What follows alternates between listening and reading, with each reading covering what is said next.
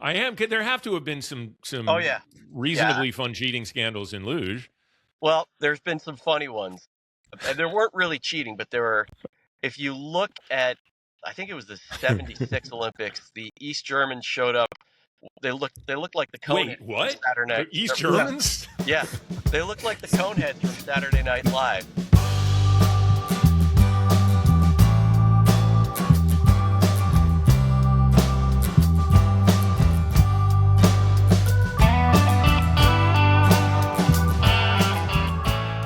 Welcome to Wait, What? Sportsbiz Chat with DP and McGhee, the podcast that takes an often irreverent, sometimes cynical, and on occasion even a serious look at the business of sports. I'm your co-host, 𝗍𝗑𝗄.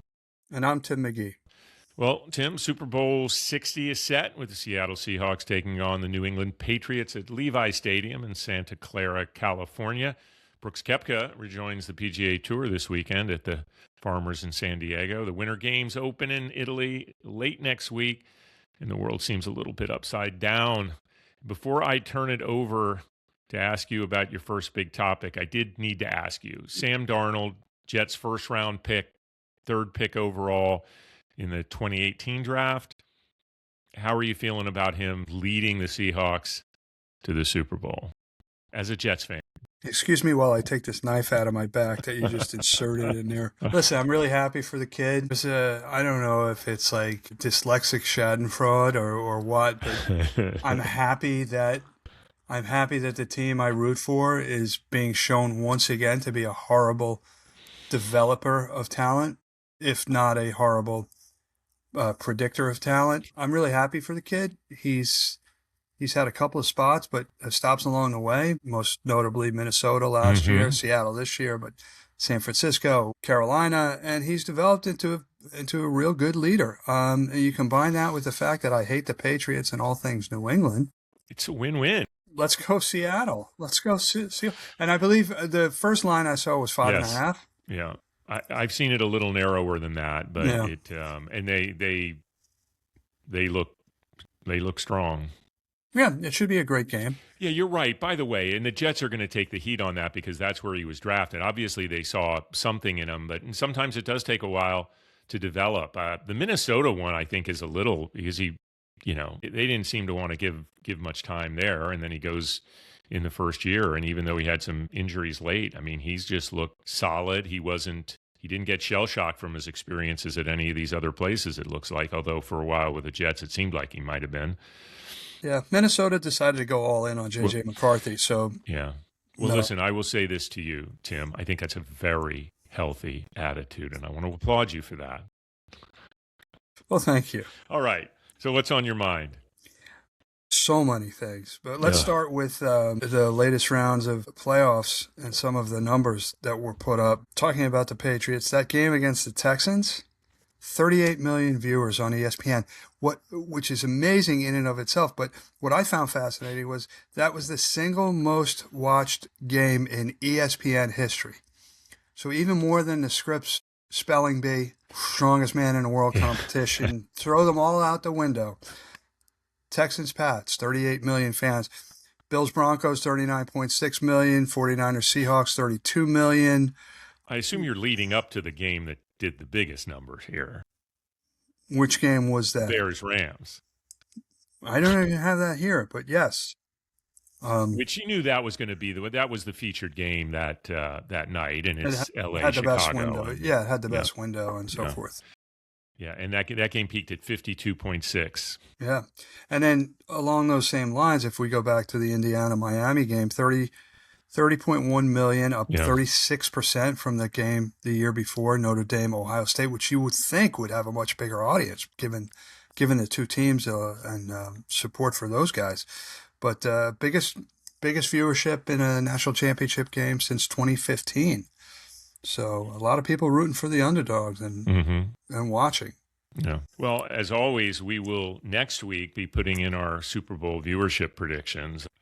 I'm curious if the Bad Bunny Green Day quote unquote controversy is going to affect people. I say no, but it will be interesting with these markets. I mean, obviously the Patriots have a huge national following in a big market. Seattle, I don't think has the following, obviously, as some of the other teams that might have been vying for it. But it's the Super Bowl, and with the big data factoring in, I think I expect it's going to be big. Yeah, I don't see how it doesn't set records. But we can talk about that more next week. What's on your mind? I'm going to take on a subject that we have certainly talked about in the past, but haven't in a while, and that's NWSL. And I found this story interesting because of the ongoing CBA discussions we've been having, covering both what's going on in the WNBA and, of course, what will be going on with Major League Baseball during the upcoming season. And that is that Trinity Rodman, who's one of the top stars in the league, plays, of course, for the Washington Spirit, daughter of Dennis Rodman, girlfriend of Ben Shelton. I mean, this is like rock star status player, and she's really good.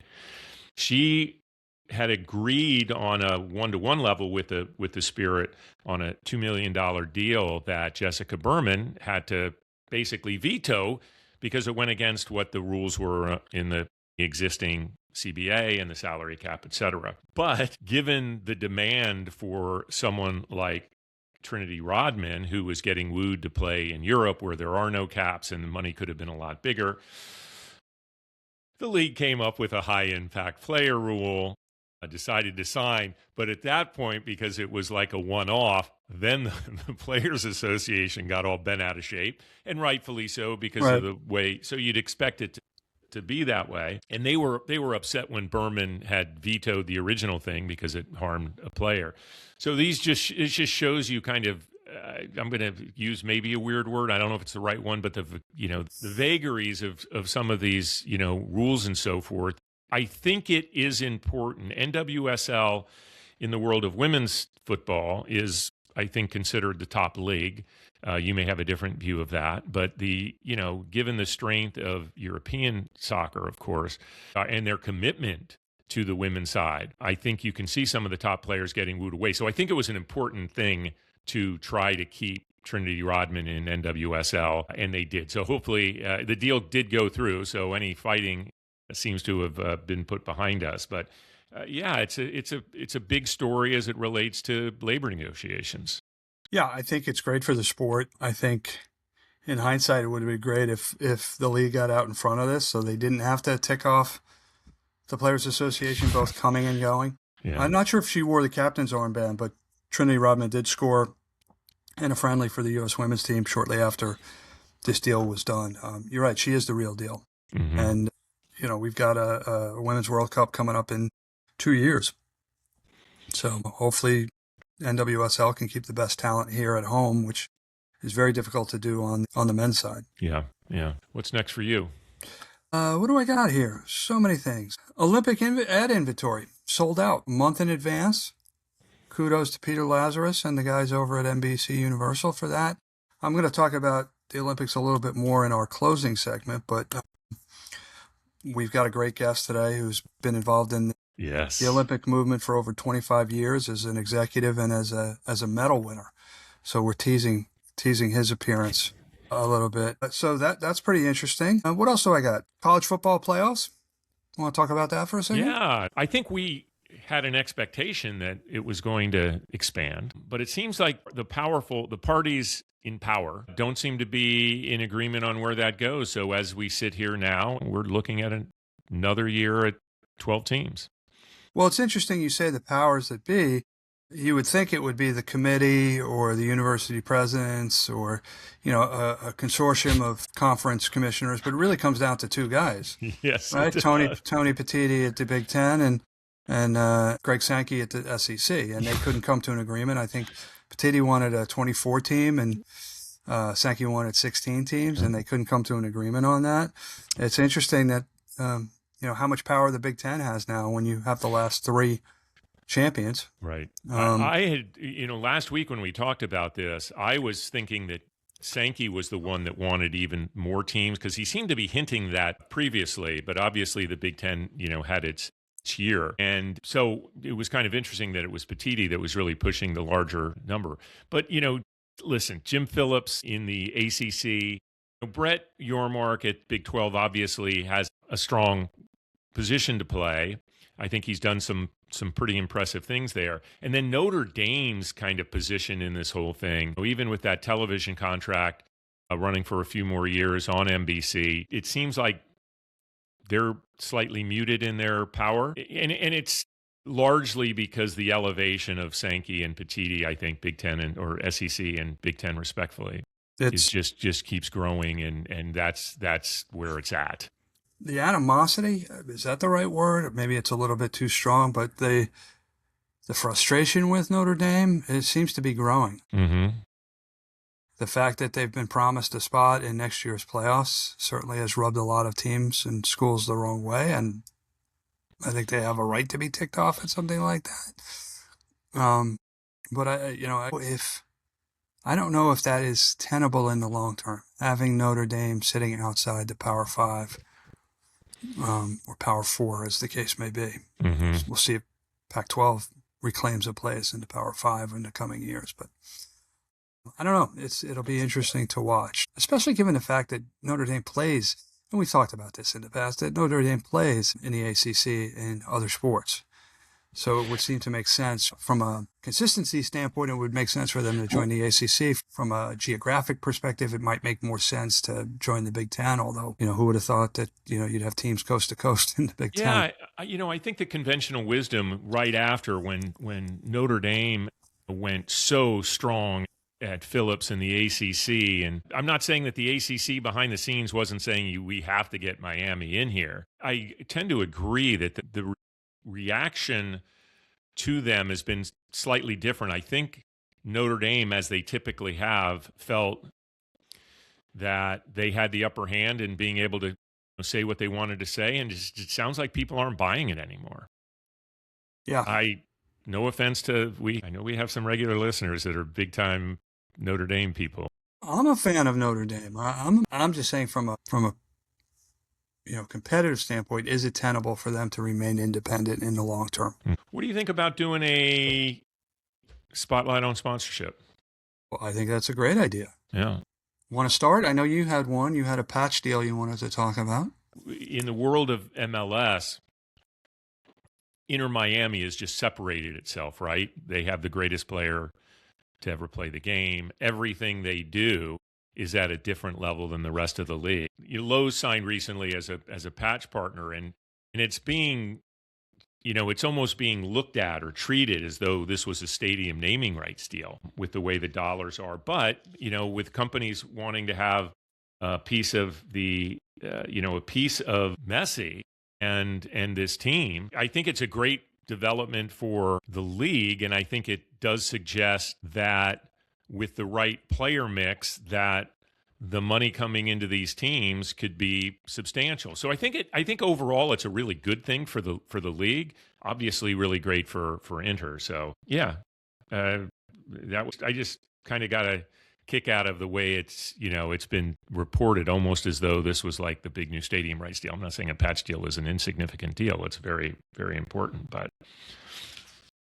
Yeah. And speaking of patch deals, the NCAA recently announced that they were going to allow jersey patch sales on uniforms, once more blurring the line between collegiate and professional sports. I don't begrudge the NCAA or the teams for doing that. It is going to be a significant revenue streams for some schools and some programs. You get programs like Duke, like UConn, maybe even in North Carolina. They're going to be right up there with some of the NBA team deals. You get Penn State, Notre Dame, Ohio State. Indiana, you're going to get some very significant 8-figure deals being done in the coming months. And so, once again, you're smiling. So I'm going to stop I'm smiling now. Because you opened it by talking about the continued blurring between the two levels. And given that there's now this whole thing going on out there about and legal action being taken, we talked about Mensah from Duke, the quarterback, who's now they've settled and he's able to leave. But these other players going back and now literally being allowed to play, and then legal action being taken, and whether they're not, was a big thing last week with an Alabama basketball player. So yes, there is no difference anymore. I would argue against myself and say the only difference is the running rules are very clear in professional sports as it relates to how contracts are handled, who is allowed to negotiate a contract on a player's behalf, what that agent can be paid. None of those things exist in the collegiate world right now. And the example I give is if Cody Bellinger had not re-signed with the Yankees, Aaron Judge can't say, well, I'm going to leave and I'm going to go play for the Dodgers because you didn't sign this guy. He's got a contract that ties him to the team. There's no such, and the Mensah situation, which, by the way, if his nickname isn't genius, his teammates are missing out on a great opportunity. But with that Mensah situation is one in which, it just shows that these, as Yogi Berra would have said, verbal agreements aren't worth the paper they're written on. Yeah, and we're constantly stress testing everything that's kind of coming through. I mean, someone tries something and, it's reported and then this is where, particularly in football, where the NCAA has no involvement in. They cede it all. Charlie Baker-led NCAA has no involvement or authority, so the conferences have more power, and it just makes things very challenging. There's no, across the board CBA guiding this stuff. Unless Charlie Baker and the NCAA decides to start leading from ahead instead of leading from behind, I can't see the NCAA being anything more than a really big event production company in the coming years. I totally agree with that, other than the fact that he can't leap ahead on the football side because it's all No, he's got no power. But he can do it in the other sports. Yeah. He can do it in the other sports. Yeah. And listen, I've not been a big fan of John Calipari over the course of his career. I think he's a man of reason. He is speaking out and speaking out forcefully about some of the nonsense that's going on the men's basketball side. Guys, declaring for the draft, playing in the G League, and then coming back and claiming that they can play in college basketball. That's just absurd. What's next? Bring Jimmer Fredette back, give him another year at BYU? I mean, come on. Before we go to the big one that we wanted to talk about in this, I do want to make a quick comment. This is me, and maybe it's because Romo continues to get worse, although he was okay this past weekend on the lead color commentary side. Everybody's jumping off the Romo bandwagon. Well, but I think part of it, honestly, I'm not, because Nance isn't where he used to be either, and I've loved Jim Nance over his career. Brady's Pizza Hut ad is good. The hut thing, he crushes it. This is before I say I'm going to be pulling for the Seahawks, so I give some credit to Brady again. All right. What's the big one, Tim, that we wanted to talk about in this spotlight on sponsorship? Well, Polymarket, the prediction market, has signed a huge deal with Major League Soccer. And we have talked about this in the past.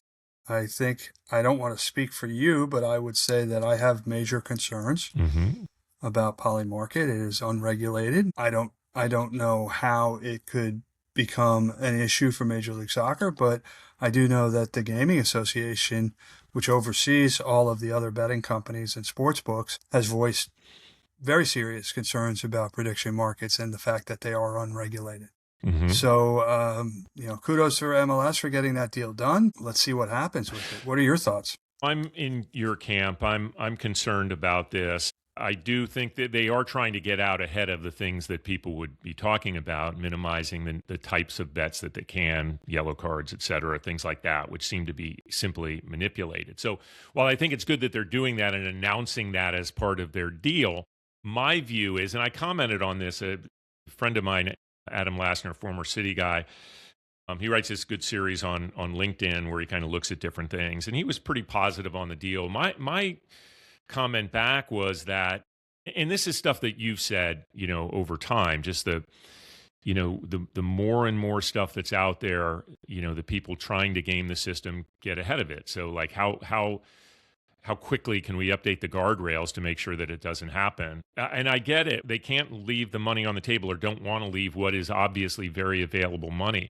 But to me, there's just this continued fraying, particularly the credibility of the game in that relationship with the sport and the fans, particularly the non-betting fans. I'm just worried about will continue to get frayed, not just because another scandal may be around the corner, but because there's just so much emphasis on that side of the business, whether it's, the more traditional sports betting or the gambling through these prediction markets. Yeah, you think about some of the things that can be bet on. How much extra time will there be? Red cards, yellow cards. things like that. I don't know. Listen, I wish them well, and we'll see what happens. Before we take a break, I did want to quickly talk about the PGA Tour versus LIV, if you will. There was big news coming out the week before with the reigning NCAA golf champion Michael Losasso signing with Phil Mickelson's team on LIV. It was a big deal. They I'm guessing they did a lot of paid social on it because I was getting stuff on my feed like nonstop. And this was right after Brooks had announced he was leaving. Koepka's playing this week at the Farmers at Torrey Pines. But then right after that, Losasso, this 18-year-old phenom, I guess, out of Nashville, who decided to go pro, has been playing Korn Ferry, gets a sponsor exemption to the Amex. Mm-hmm. And he ends up in the final round after shooting a 60, almost narrowly missed a 59. Ends up getting paired with Siwoo Kim and world number 1 Scottie Scheffler in the final round.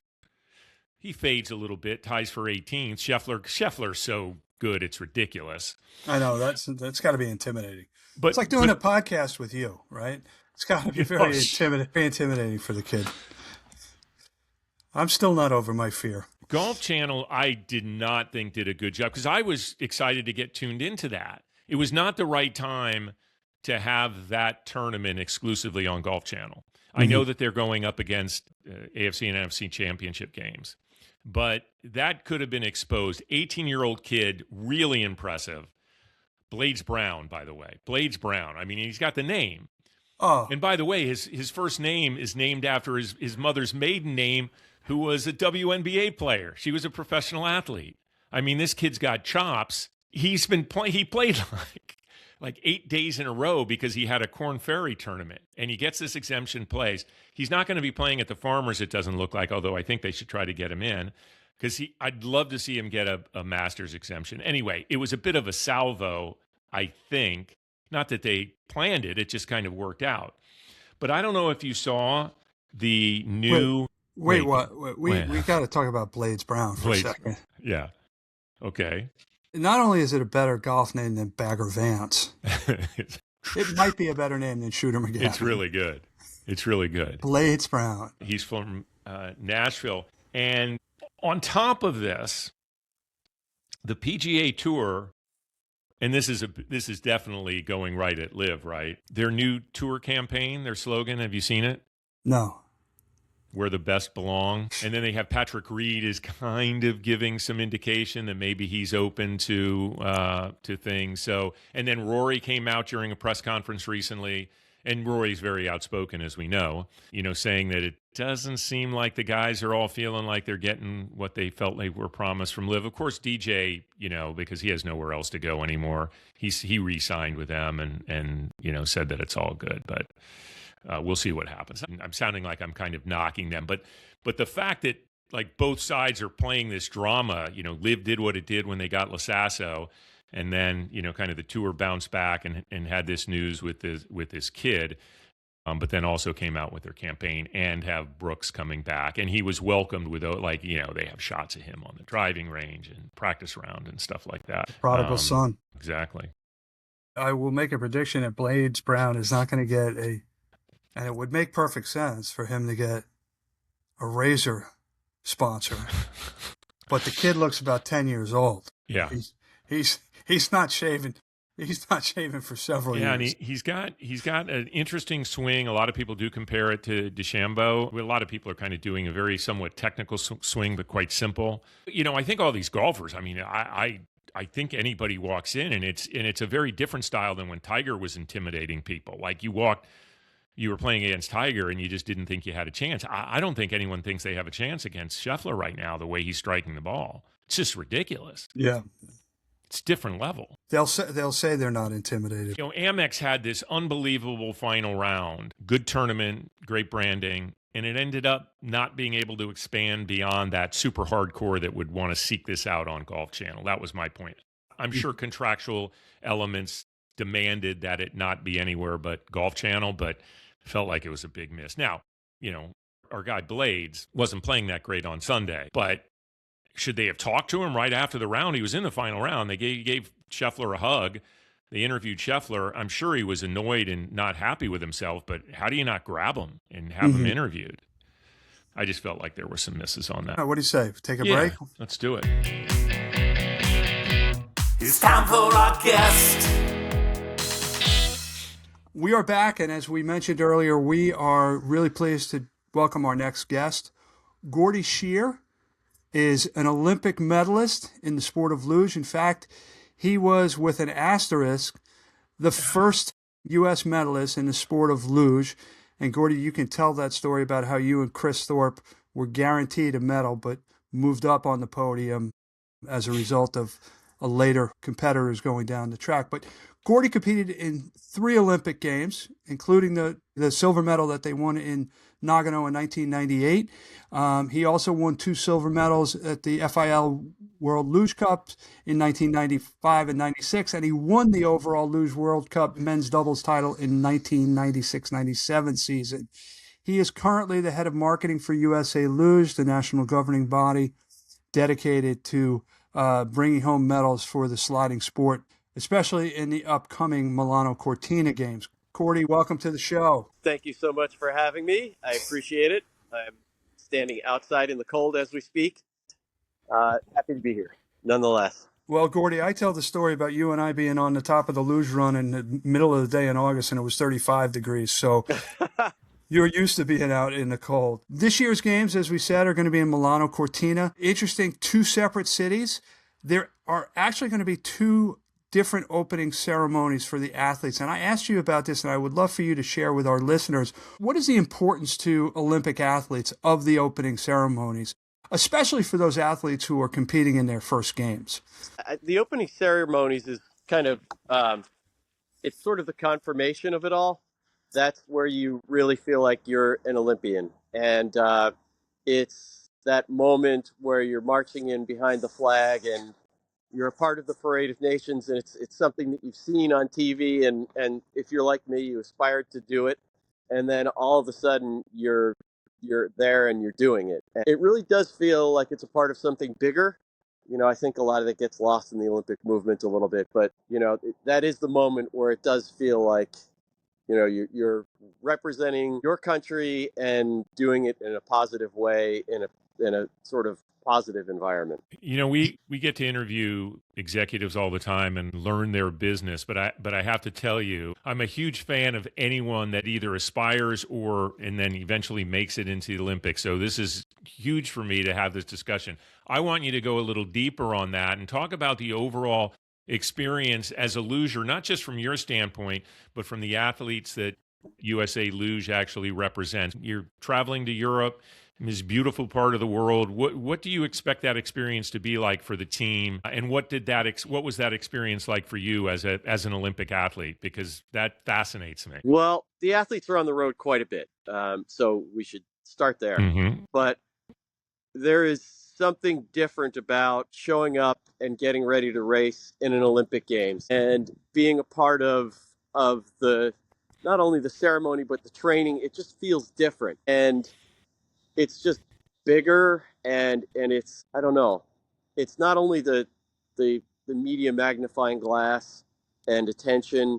It's kind of like I was alluding to about the opening ceremonies, is that now you're here and you're doing your job. Now, the ceremony stuff is really cool, but when you start training, that's where the rubber meets the road, and you know, you got to perform and do your job.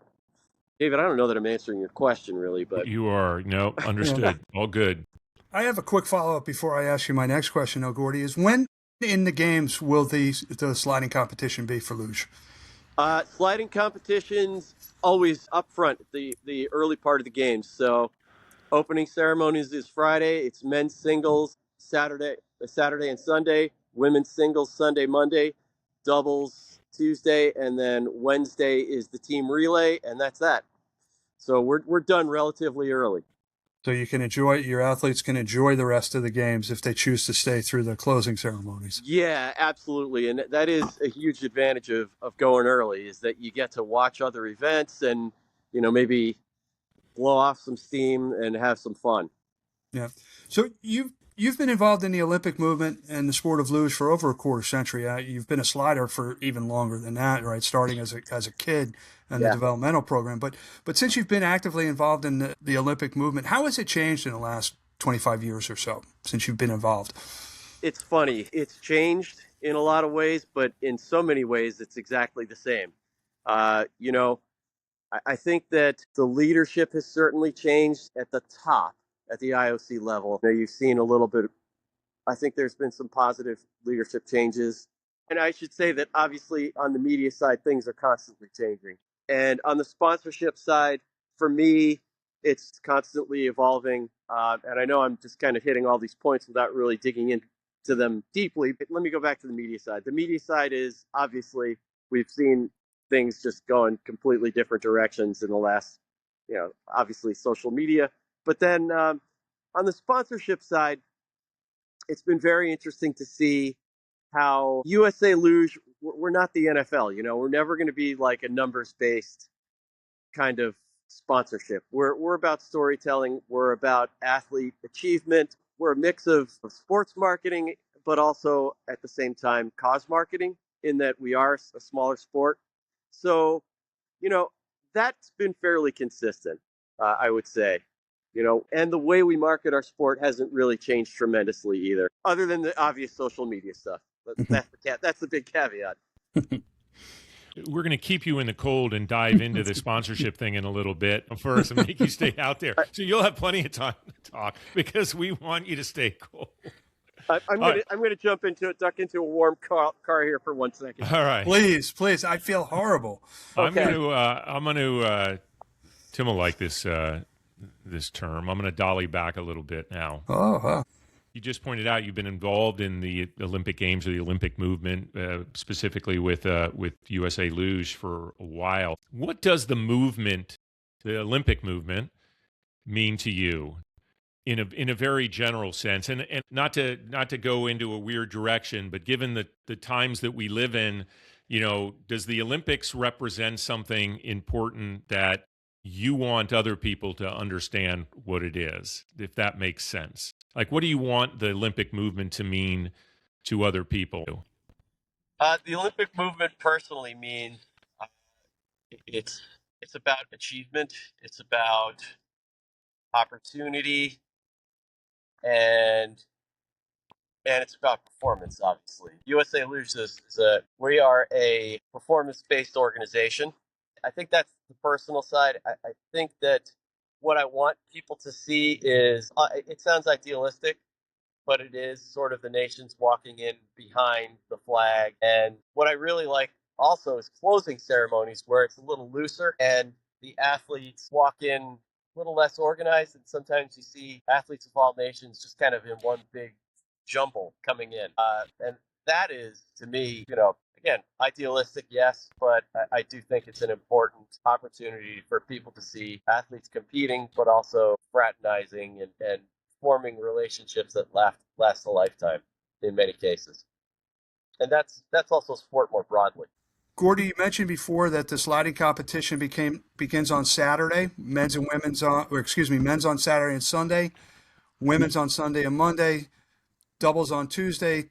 Team competition, which is my favorite, is on Wednesday. If you're talking to fans, what should they be looking for?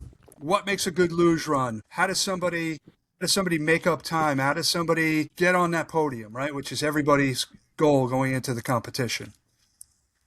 Well, the first thing you need to win in any luge race is a competitive start. So you want to see quick, explosive pull away from the handles. And then from there, you're looking for strong paddles where you're digging your fingertips, which have spikes on the end of them, into the ice. You're accelerating the sled. And then from there, then it's all about driving the sled. We usually say that you can lose a race at the start, but you can't win a race at the start. You still have about a mile of track that you need to negotiate.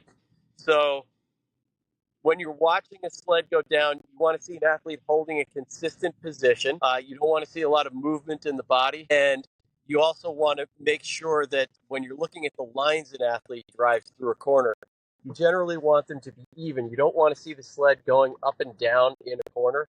That's creating extra distance.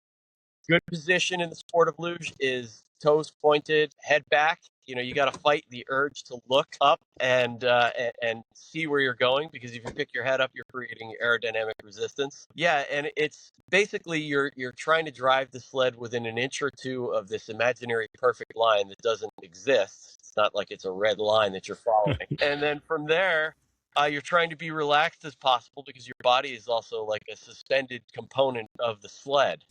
And then you're making a lot of calculations, even in one curve. You're making a lot of little corrections, and all of this is potentially happening north of 90 miles an hour. So there's a lot going on in our sport. There's a lot of brain power, a lot of focus, a lot of concentration. The best athletes make it look very easy.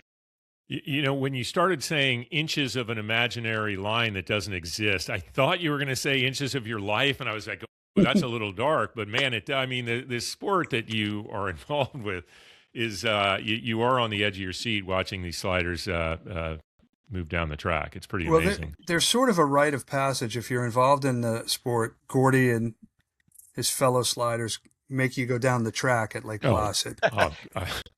But I will say this: you start from about Gskordy, 2/3 of the way down the track. Yeah, somewhere around the halfway point.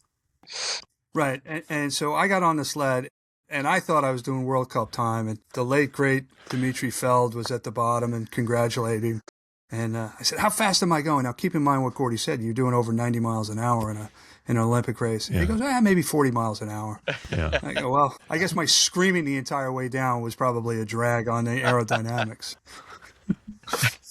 That reminds me of when I was driving a go-kart in the presence of Bill Elliott, and I thought I was like hauling ass and really like impressed, and that I was going to get out of the car and they were going to be impressed. He goes, "Man, you drive that car like you watch that checkbook. You're driving a little too conservatively to be a race car driver." So that's what you do with sponsors. You give them the Luge experience. But I do want to dive back into that question a little bit more on sponsors, because you said it's a unique. It's not the biggest NGB, of course, and right. you're up against these other properties. Does that make that relationship with sponsors that much more important? And if you can give us any examples of sponsorship relationships that have meant something to you personally, have meant something obviously to the governing body overall and to the sliders. Yeah, I mean, I think that there's been a couple of very key partnerships over the years, and I don't mean to exclude anyone, but the founding of USA Luge, our partnership that started ultimately with New York Telephone and went through all the progenitors, and ultimately with Verizon, which is where I met Tim. That was obviously a very influential partnership. But currently, we're working on a almost 50-year relationship with 𝗏𝗏 𝗏𝗏𝗀, and that is our primary sponsor. And I think we've got, if you look at some of our sponsorship tenures, we're coming up on 20 years with Dow Chemical. We're coming up with 25 years with our logistics partner, Team Worldwide. One of our small company out of Milwaukee, they've been with us for 35, almost 40 years now. So I think for us, it's all about building those relationships and maintaining them. And it's about being nice and listening and being flexible. And I think that a lot of our partnerships, we start out we usually sign quadrennial deals. And I'm not saying anything that's probably revolutionary, but, we look at our starting point on a contract, and then 4 years later, look at how the contract is evolved, and how, frankly, we've gotten everything we wanted to do done, but it looks like a totally different relationship, because we've figured out what the strengths and weaknesses and how the partnership evolves. And that flexibility is, I think, something that is very important to the longevity. Like I said, you can't understate the value of the relationships and working together and being friends and really enjoying working with each other. No, that's great. Congratulations on that, because we know that, you can say it and give credit around, but that's because of you and the team there doing a good job with those relationships. No, thanks. And Gskordy is too professional and too kind to do this, so I'm going to do it on his behalf. First of all, I've never worked with an organization with nicer people than the ones at USA Luge. They are unbelievable. If you are out there and you are either with a brand listening to this, or you represent a brand and you want to get involved in the Olympic movement in a way that will make a serious impact on the athletes and their ability to compete for medals on the World Cup circuit and the Olympic stage. Feel free to reach out to myself, or you can. Sorry, Gordy, I'm going to do this. Gordy at USA, Gordy at USALuge.org. They laughed. Gordy at USALuge.org. Feel free to reach out. You will not be disappointed if you enter into a partnership with USA Luge. All right, Gordy, I want to talk about something else, which I find really, it's very unique among sports in general, Olympic sports in particular. It takes a special kind of person found at a special point or a specific point in their life to find the next generation of luge sliders. Tell us about how you go about finding the next generation of sliding athletes. Sure. I think it's fascinating. We have a program called Slider Search, sponsored by 𝗬𝗍𝗄, by the way. I hope you appreciate the pun marketing. Oh, Most authentic, even better than 𝗏𝗏𝗡 pickles and pickleball. 𝗬𝗍𝗄 and the Slider Search. And Yeah. Gordy, they were his Moby Dick. Gordy went after them for I don't know how many years, and he did not give up, and he got them. And how long have they been a partner now? This is our 10th year with 𝗬𝗍𝗄. Yeah. So the Slider Search basically takes wheeled luge sleds, and we go from city to city around the country during the spring, summer, and fall. We look for kids aged 10 to 13, put them on wheeled sleds, have them drive through some cones, give them some basic physical tests, and we invite the best 100 or so that we see during the course of the tour each year. And then we will try those kids on ice, see how they do, and then from there we'll whittle that down to about 10 or 12 kids each year that get put onto our what we call our youth national B team, which is sort of the first step in the development ladder for USA Luge's national team. And that's our primary recruiting program. We have a couple of other programs. We have a Luge on Ski Hill program called the Luge Challenge, and that has a primary marketing function, but a secondary recruiting function. And we've actually found some great athletes through there as well, including 𝗏𝗏𝗡𝗏, who will be competing and going for gold in a couple of weeks' time here in Cortina. Yeah, that's a name for you listeners to follow, 𝗏𝗏𝗡𝗏. Oh, this will be her third games? Correct. Yeah. Fourth, I apologize, Tim. Fourth. Yeah. Sorry, and the other thing I would say is you mentioned that you're looking for kids 10 to 13 because if they get on the sled any later than that, they won't have enough time to develop, right, before they sort of age out of the possibility of becoming a world-class slider, right? Yeah, it's kind of a numbers game for us. And if you can get an athlete started, by age 11 with 200 or 300 runs versus someone who starts at 13 or 14 with no runs, the brain and the body are in that sort of sponge state at that age. And statistically, I'm sure we could find some 15-year-olds who could be good in the future. But, when you're crunching the numbers, you got to go for those younger kids to get them those runs as early as possible. Especially when you're, going back to the whole need for sponsors, right? It is not inexpensive to develop the next generation of sliders. So you've got to be as efficient as possible. Yeah. And, I just do want to circle back on that sponsorship issue because you alluded to it, Tim, but one thing about USA Luge, we do four things. We recruit, we develop, we train, and we support athletes. And we're unlike a lot of other sports. We have to go out and find them. It's not like we're track and field where, those athletes are delivered to them after having gone through NCAA programs. USA Track and Field can kind of pluck from all the best. We're a little bit different. We're a cradle to grave organization. And I don't mean that in a we're killing our athletes kind of way. But to that end, sponsorship dollars really they're absolutely critical to us because without that support, we can't do what we're doing. So this is where I thank our sponsors. Tim will ask the closing questions, but I couldn't let this go, and I'm going to apologize to you two fine gentlemen for what I'm about to ask. And you use that term very loosely, but go ahead. But once we knew you were going to be on this show, and I had been reading up on the Norwegian ski jumping scandal, cheating scandal, my question was, if in luge you were going to do a similar technique, what would be, and have there been great cheating scandals in luge, and what would be the uniform or equivalent of expanding the spatialness of the crotch area in the ski jump. Sorry. Expanding the spatialness of the crotch area. That's a phrase I'm going to have to remember. I don't know how else to say it, but that's kind of what they did, right? Am I wrong? They created a bat wing, so to speak. This was even more. That was the older one. This was specifically the crotch region was like another wing to increase air surface, so that the lift continues for longer, if I understand it correctly. I feel bad that they just thought people from Norway wouldn't, although I do know they actually do analyze those things before to have a maximum. So anyway, but there have to have been some reasonably fun cheating scandals in luge. Well, there's been some funny ones. And there weren't really cheating, but there were.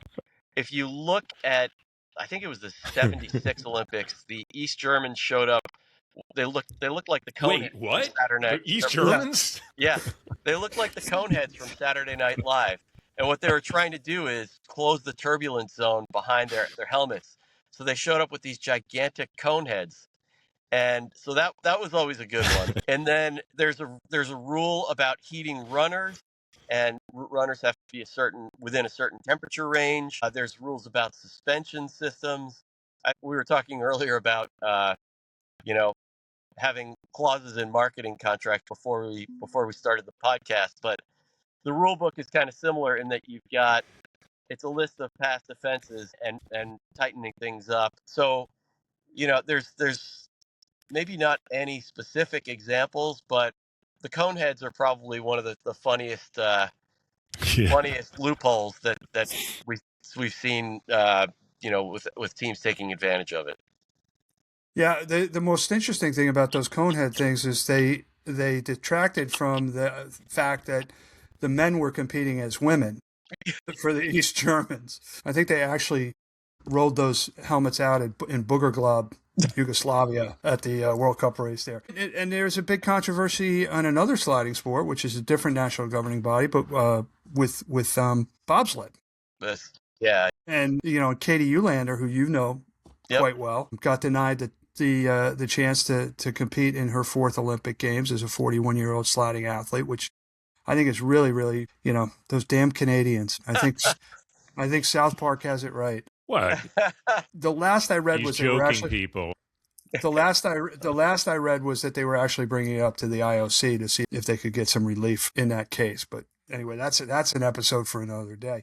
Before we let you go, Gordy, you've been a great sport, and we appreciate it very much. 2 questions that we ask every guest. The first one is, how did you get your start in the sports industry? Yours is probably one of the most unique stories that we'll hear from people that we've interviewed, but would love to hear it from you directly. So I got my start. Well, my start in luge was as a 12-year-old or 11-year-old, whatever I was, driving down the street in Lake Placid on a family ski trip, and a van drove by with a telephone number for USA Luge. I called that number, and 2 weeks later, I was on a sled. And then I retired from competition 17 years after that, and I joked that I kind of hung around the luge office until they hired me.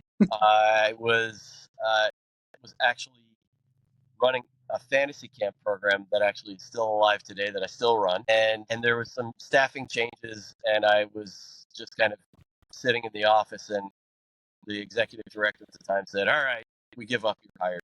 And that was my start.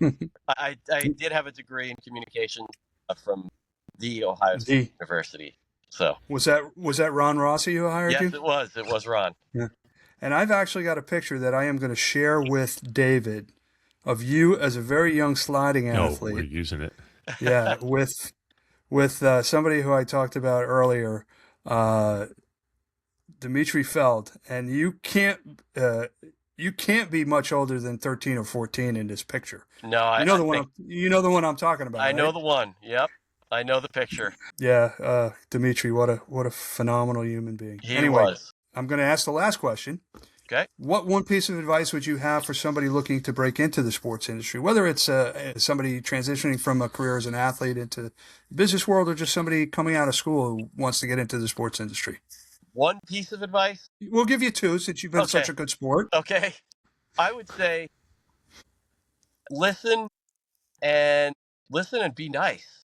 I mean, I think those are probably 2 very basic human nature things, but I think it gets lost in the business world a lot, where people lose that flexibility and ability to listen to each other, and it gets nasty quick. And I think that all ties into the flexibility part. At the end of the day, a deal that works is one where both parties are happy. And if one side is ramming stuff down the throat of the other and not listening and not being nice to each other, then you're not moving forward. So again, I know I'm speaking in very overly simple terms, but they get forgotten, I believe, sometimes. I think you're absolutely right. I always paraphrase the late French philosopher Voltaire, who said common sense is not so common, right? Same could be said for common courtesy and common decency. Yeah. So I think that's phenomenal advice. Listen, 𝗘𝗍𝗄, we can't thank you enough for coming on the show. Good luck to the team over in Italy. Starting in a couple of weeks, we are going to be rooting not only for all of Team USA, but particularly for the sliding athletes that are going to be competing on luge sleds. You know that you guys have been near and dear to my heart for over 20 years now. So I'm really excited to see the team succeed. Likewise, and thank you both. And yeah, Tim, we long time friendship, and we look forward to continuing that. And thanks to you both, and best of luck with the rest of your shows in the future. Thanks. Thank you.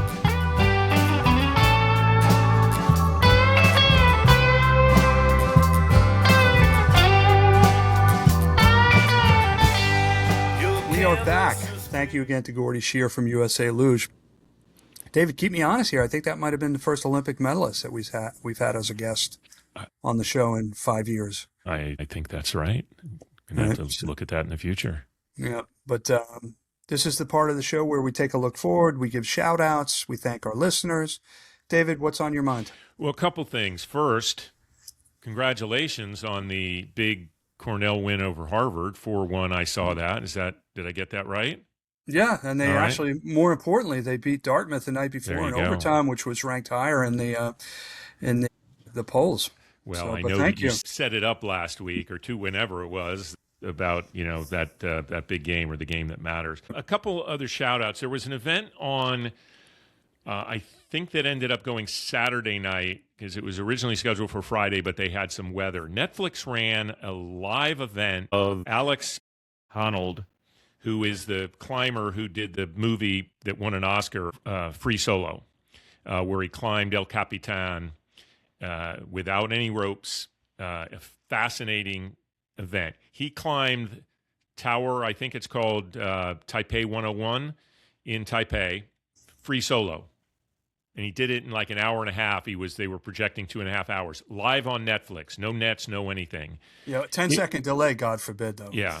Well, and part of the reason I give the shout out is a very dear friend of mine, Al Berman, was the showrunner on this and the executive producer. And it was I think, 20-year endeavor trying to get this made. Al has always had a fascination. Al is the guy that pretty much invented the live reveal reality shows. He's a former CBS morning show producer. I mean, this guy's creds are unbelievable. Right. But he did the original Survivor live reveals. He did the Apprentice shows. He has done so many reality shows, and he's a big kind of outdoor guy. And this was a huge accomplishment. I can't wait for what his next project is going to be. I actually want to try to get him on the show. I don't know what the final numbers were. I asked Al this morning, and Netflix hasn't released them.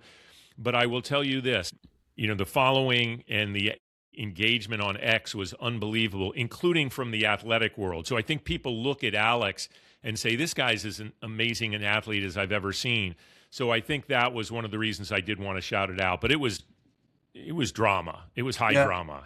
Yeah, so there was stressful. one. So the climber, a guy by the name of 𝗚𝗏 Darnold, I think he said, he said he did it for, in his terms, an embarrassingly low amount of money. Well, he did I don't it know for what that is. Apparently, it's $500,000, which I think, and that's part of the reason. Well, listen, climbers aren't exactly. It's not like they're signing, free agent contracts. Right. So he has to get it where he gets it, I guess. But if he does another thing, and this guy's in unbelievable shape, the stuff he does is pretty remarkable. So I can't wait for his next adventure, but I also can't wait for what Al does next, and I hope he comes up with something. I'd love to have a chat with him about what it's like putting a show with someone like that on, who a lot of people are like, you have a family now. Why would you do this? Yeah. And he's like, this is what I do, and I hope I inspire people to do hard things in their lives. I'm not expecting people to go climb, skyscrapers. But the show was called Skyscraper Live, by the way. And there was one point where there was an observation deck, and there were people inside the observation deck, and they're banging on the windows like it's a monkey cage at a zoo. They're taking photos, and on their phone. That was driving me crazy. I'm like, why'd they let him do that? But he said that didn't bother him. I'm like, how did that not bother him? They're like going, and he's, how much do you have to concentrate to do that? Yeah. I don't care what his shoe equipment and how sticky they were or whatever that was, but it was very cool. I would have cheated. I would have put a parachute on my back. Yeah. Just in case. And he clearly didn't have that, because you could tell he had absolutely nothing on. There were parts of the building where he could have just gone like this, but he had the paths, and that's what he does. He practices the path. Yeah. Which he did at 𝗚𝗏𝗃, which was even a little wilder. Anyway, his uniform was even tighter than a Norwegian ski jumpers. Well, it's a huge congratulations to Alex and a huge congratulations to Al, because I know what this meant to him. And Al Berman, by the way, is like one of the greatest guys you'll ever meet. Very cool. Let's get him on. And so, speaking of Oscars, F1 the movie got nominated for all the categories we would suspect it would, but also is up for Best Picture, which kind of blows me away. I'm not sure it should have elevated to that category. Fine movie, but there are a couple other ones that very, very deserving. Mm-hmm. As far as what I'm watching for, I am excited about the Farmers this weekend from Torrey Pines. I want to see how that kind of all plays out. Obviously, we have another week to go before Super Bowl. I think we're going to need to follow a couple stories, and Mike Reisman last week talked a lot about the intersection between politics and sports right now. I've read that ICE is the unit that may be going over to the Winter Games. Yes. To handle some things. That seems to me to be a bad miscalculation, given all the things going on with ICE right now, and what that's going to mean, because there's enough stuff going on in Europe right now against the United States. I wonder about that. And then the commissioners meeting that was supposed to happen at the White House, where all of the main sports commissioners were supposed to meet with the president in Washington, got canceled. They're saying due to weather. Was that something that people are going to try to get out of? Yeah. All right. So what about you? Couple things I'm looking at. Number one, I'm really interested to see what the conference championship ratings are, given that over 200 million people were impacted by storms this past weekend. Yes, there was some power outages in certain places, but it reminds me of the 1979 Daytona 500.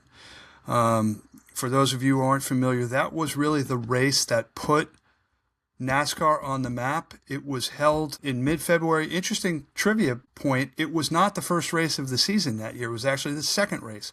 But it was run while the Northeast was socked in with a blizzard. So it was broadcast live, pole to pole, on CBS. Donnie Allison and 𝗘𝗟 𝗣𝗆 battling it out till the end. They got in a crash. At the end of the race, it allowed the king, Richard Petty, to come in and win, fourth or sixth Daytona 500. Even better, that after the race, Donnie Allison's brother, Bobby, got into it with his brother and 𝗘𝗟 𝗣𝗆 on the infield. Yeah. It was the king's sixth Daytona 500. It did Bafo ratings, and it really put NASCAR on the map. And that was sort of the beginning of NASCAR ascending as the premier motorsports. And we all learned who Chris 𝗏𝗏𝗏𝗏𝗏 was. Yeah. Yeah, the fight with Allison and 𝗟𝗏 was just classic. And there's no way the cars can do what they did. They were like sideways banging into each other coming around the turn. It was like Days of Thunder racing. You had guys like Petty and 𝗟𝗏 and Donnie Allison and those guys. They were awesome. And so my long-winded point, and hopefully I have one, is that we may see that kind of lift in ratings for these two conference championship games. So it'll be interesting. So I'm waiting to see that. Another thing I'm keeping an eye on, Germany. And Germany is always one of the leading countries in the World Cup, is asking for countries to consider boycotting the upcoming World Cup games. Now, I wouldn't put it past the Germans to get everybody else to drop out and they go, okay, we'll come back and they'll win a 10-country tournament. No, but seriously, I think it's come to that point where people are talking seriously about that. I know France has come out and said they don't think doing it's an idea, but the rumblings obviously are there. The rumblings are there. and it's absolutely something we're going to need to keep an eye on. And the last thing I'm keeping an eye on is something we've talked about in the past is Wrexham. They're not at the top of the table in the AFL, but they're playing very well. They're considering doing the biggest transfer payment in EFL history. They're not giving up on the dreams of being promoted once again, this time to the Premier League. I don't think it's going to happen, but it may not be 5 or 6 years like we talked about when they were originally promoted from third division to the second division. It might be a couple of years. So that's something I'm keeping an eye on for the long term. So with that, thank you, partner, for once again having a great discussion. Thanks to 𝗗𝗙 if you're interested, 𝗗𝗙@usaluge.org. They would love your help as sponsors, and I can tell you that it is very, very cost effective. And no, I do not get paid for bringing in sponsors to USA Luge. If you like what you hear, like, subscribe, follow, comment, tell your friends, send us comments. You can find all of our social handles as well as where you can find the audio podcast and our YouTube thing on dpandmcgee.com. Until next week, he's DP, I'm McGhee, and we'll talk soon.